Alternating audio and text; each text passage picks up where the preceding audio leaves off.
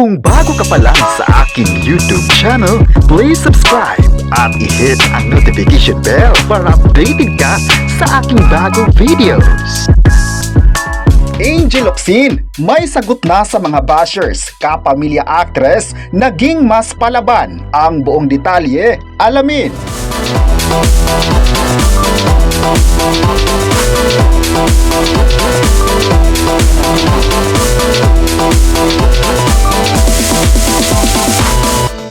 Kaaliw nga ang pagpatol ni Angel Locsin sa mga bashers na tinawag na Nepo Baby ang anak niyang si Joaquin Arce. Si Joaquin ay anak ni Neil Arce na mister ni Angel Locsin. Anyway, sabi nga ni Angel, bihira na lang siyang mag-social media pero hindi niya mapapalampas ang mga komento ng ibang netizen o mga bashers. Nagulat daw siya sa mga comments ng ilang tao. Ano naman daw kasalanan ni Joaquin at naging asawa niya para ma-brand siya as Nepo Baby. Para naman raw hindi siya mag-jeep or nagbaas papuntang tapings dati. Tinanong din niya ang mga bashers na level na pala niya si Diskaya pero inidiin niyang hindi galing sa nakaw ang pera niya.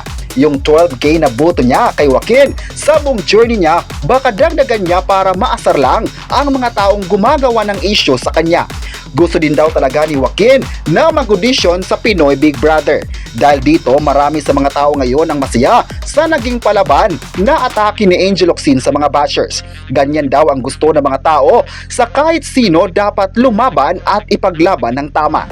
Marami naman talaga ngayon ang maraming nega pagdating sa buhay ng isang artista kaya nakita nila kay Angel Locsin na hindi mahiyang lumaban kung tama naman. Say pa ng ilang netizens, excited pa sila sa mga susunod na gagawin ni Angel Locsin sa ABS-CBN at umaasang babalik na ito sa pag-arte. Marami din talaga ang nakakamiss sa kanya kaya ganun lang din ang pahayag ng mga tao sa kapamilya actress. Hoping naman ang lahat na marami pang mga proyekto ang gagawin niya sa ABS-CBN para mapapanood na naman ang lahat ang talents na meron siya. Ngayong oras ay trending ang kanyang pangalan sa social media at marami sa mga tao ang tinawag siyang palaban na kapamilya. May nagsabi naman, may nagbigay man ng negatibo sa kanyang pahayag, ngunit makikita naman na maraming tao pa rin ang nagmamahal sa kanya.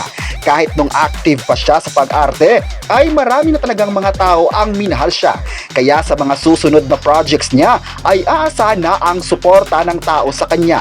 Hindi talaga papayag ang mga taga-suporta niya na hindi siya babalik ng showbiz. Proud naman ang ibang mga kaibigan ni Angel Locsin sa pakikipagsagutan sa mga bashers. Hindi dapat palalampasin ang mga proyekto na gagawin niya sa ABS-CBN na talagang ikakagulat ng mga fans at viewers. Kayo, ano ang masabi nyo na may pahayag si Angel sa mga bashers? I-comment na kung gusto mo ba ang kapamilya actress at huwag kalimutang i-subscribe ang ating YouTube channel.